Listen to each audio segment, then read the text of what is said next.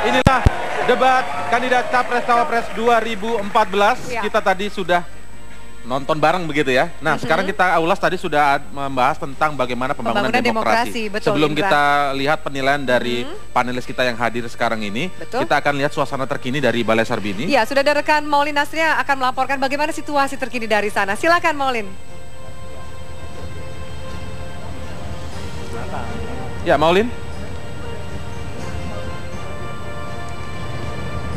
Iya, Indra dan juga Alfi, baru saja usai debat calon presiden dan juga calon wakil presiden Prabowo Hatta Rajasa dan juga Joko Widodo Yusuf Kala yang digelar di Balai Sarbini. Dan saat ini suasana di halaman Balai Sarbini sudah ramai dengan penjagaan dan juga pengamanan serta mobil-mobil yang melintas karena baru saja kedua pasangan yaitu Prabowo Hatta dan juga Jokowi JK meninggalkan lokasi Balai Sarbini untuk mereka melanjutkan agenda masing-masing selanjutnya. Debat kali ini yaitu debat yang membawa tema pembangunan demokrasi, pemerintahan bersih dan juga kepastian hukum. Sebelumnya tadi sejumlah pendukung dari kedua belah pihak, baik dari pihak Prabowo Hatta dan juga Jokowi JK, ramai-ramai datang untuk menyaksikan langsung debat yang dimulai sekitar pukul 8 malam tadi dan baru saja berakhir.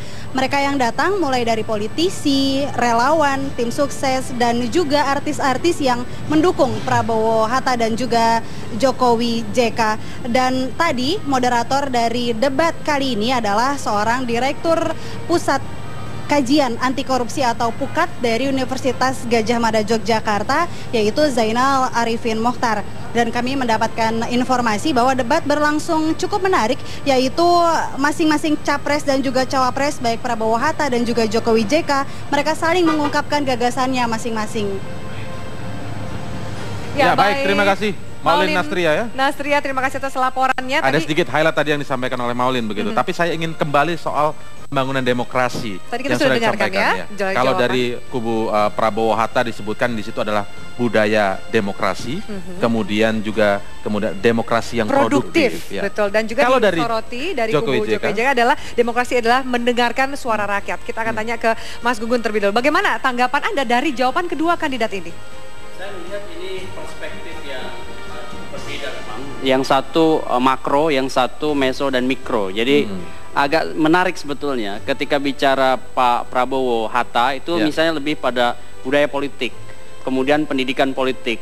Ini semua sebenarnya di level makro. Misalnya juga menekankan soal pentingnya pemerintahan bersih. Tetapi ketika kita bicara implementasi, saya melihat lebih menarik ke arah kalau kita tarik ke arah mikro sebetulnya. Contoh misalnya saya mencatat di sini soal demokrasi produktif itu Pak Prabowo dengan demokrasi partisipatoris. Saya istilahkan demokrasi partisipatoris. Artinya demokrasi yang menyentuh masyarakat akar rumput. Dialog, kemudian mencoba membangun semangat komunitarianism.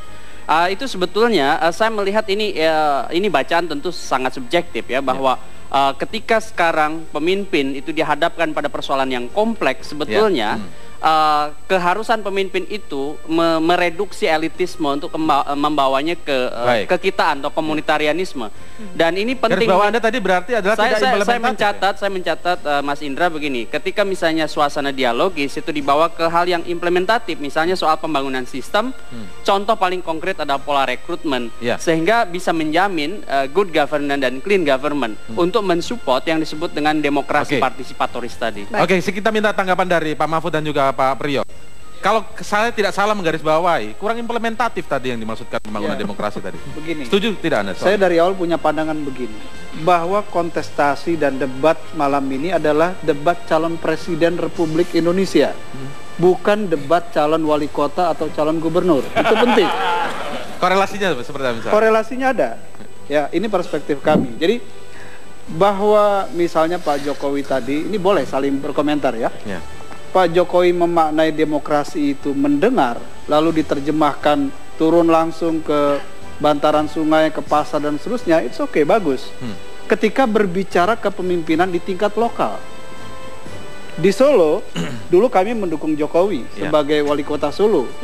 Dan relatif berhasil, karena Solo itu kecil. Ketika di DKI yang jauh lebih besar dari Solo, 2 tahun Pak Jokowi memimpin, dia sering turun ke bawah. Dan ternyata memang budaya partisipatif ini penting. Tetapi ternyata apa?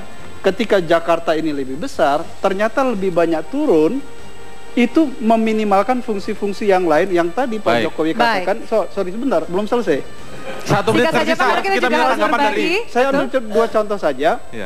Program Kartu Jakarta Sehat dan program Kartu Jakarta Pintar sekarang ini macet karena memang ada tahapan lain, fungsi lain yang tidak bisa dilakukan. Nah, ini catatan kritisnya dari intinya yang disampaikan Pak Mahfud, tawaran konsep demokrasi yang disampaikan oleh Jokowi itu terlalu lokal maksudnya. Ya, cukup untuk skala kecil, tapi sebagai tidak untuk skala nasional. Kita minta tanggapan langsung. Saya akan langsung lemparkan bagaimana tanggapan ketika dikatakan bahwa itu untuk skala wali kota, tapi kita mencari calon presiden secara nasional. Silakan Mas. Ya, di debat ini kita melihat semua karakter keluar dari masing-masing pasangan calon. Ya, Pak Jokowi dengan karakternya yang merakyat, dengan mencari solusi dengan hal-hal yang konkret. Kemudian Pak Prabowo juga karakternya juga keluar tadi dalam proses debat-debat yang tadi sudah kita lihat bersama. Nah, memang yang kita sedang bicarakan adalah negara yang luas ini.